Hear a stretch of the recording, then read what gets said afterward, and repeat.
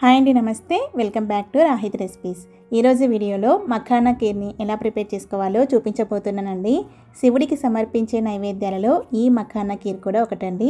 అంతేకాదండి, ఈ రెసిపీని ఎక్కువగా నవరాత్రుల్లో ఉపవాసం ఉండేవాళ్ళు కానీ, ఏకాదశి రోజున ఉపవాసం ఉండేవాళ్ళు కానీ, ఇంకా గణేష్ చతుర్దశి రోజున కూడా ఎక్కువగా ప్రిపేర్ చేస్తూ ఉంటారు. ఈ రెసిపీని చేసుకోవడం చాలా సులభం అండి. టేస్ట్ కూడా చాలా బాగుంటుంది. సో ప్రాసెస్ ఏంటో చూసేద్దాం.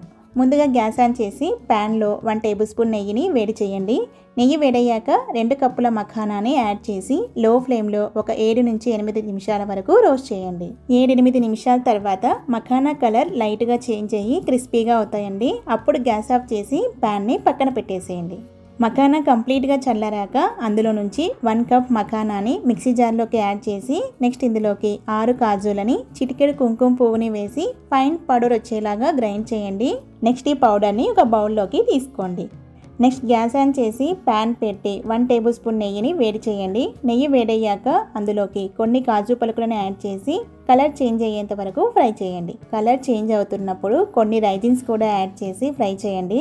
నెక్స్ట్ గ్యాస్ ఆఫ్ చేసి ఈ ప్యాన్ని పక్కన పెట్టేసేయండి.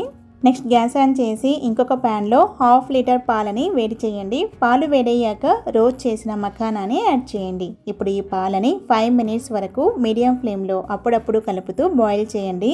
5 మినిట్స్ తర్వాత మనం ప్రిపేర్ చేసి పెట్టుకున్న మఖానా కాజు పౌడర్ని పాలలో వేసి అంతా బాగా మిక్స్ చేసి ఒక 3 నిమిషాలు మీడియం ఫ్లేమ్లో ఉడికించండి. మనం ఈ పొడిని యాడ్ చేయడం వల్ల పాల కన్సిస్టెన్సీ అనేది థిక్గా అవుతుందండి. అంతేకాదు క్రీమీ టెక్స్చర్ కూడా వస్తుంది.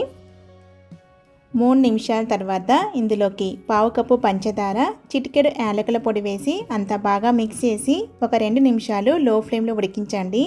2 నిమిషాల తర్వాత ఫ్రై చేసిన డ్రై ఫ్రూట్స్ని యాడ్ చేసి అంతా బాగా మిక్స్ చేసి గ్యాస్ ఆఫ్ చేసి ఒక బౌల్లోకి తీసుకోండి. అంతే అండి, మఖానా కీర్ రెడీ. దేవుడికి ఉపవాసం ఉండేవాళ్ళు దేవుడికి నైవేద్యంగా సమర్పించిన తర్వాత ఈ ప్రసాదాన్ని మీరు స్వీకరించవచ్చండి. చాలా టేస్టీగా ఉంటుంది. తప్పకుండా ట్రై చేయండి. ట్రై చేశాక మీకు ఎలా వచ్చిందనేది నాతో కామెంట్ బాక్స్లో షేర్ చేసుకోవడం మాత్రం మర్చిపోవద్దండి. ఈ రెసిపీ కనుక మీకు నచ్చినట్లయితే లైక్ చేయండి, సబ్స్క్రైబ్ చేయండి. అలాగే మీ ఫ్రెండ్స్కి, రిలేటివ్స్కి కూడా షేర్ చేయండి. Thank you for watching.